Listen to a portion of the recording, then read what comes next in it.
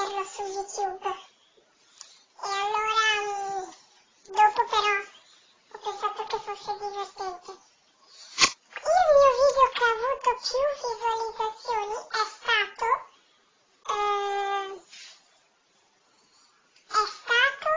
Pancine e la neve, e 35, non so adesso se lo stanno guardando, ma 35 già per me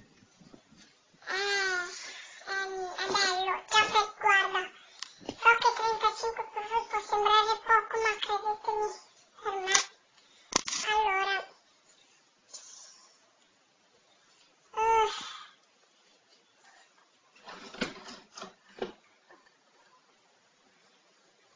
basta,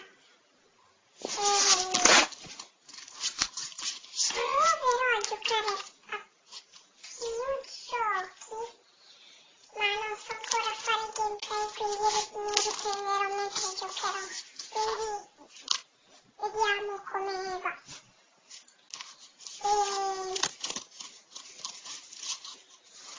Bene, una cosa di cui volevo parlare sono gli iscritti. Ho un iscritto che non so ancora chi è, ma quell'iscritto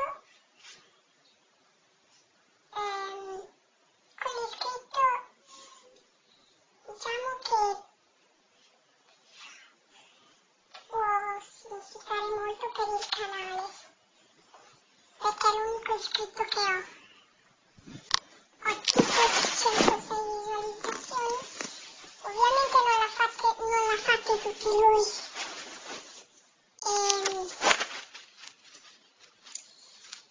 Ho provato a cambiare il nome e l'icona del canale, ma non ci sono riuscito, quindi perdonatemi, perché non so come fare a cambiarlo. Cioè, in realtà saprei come fare, ma dovrei andare su Google Più e non so ancora come fare.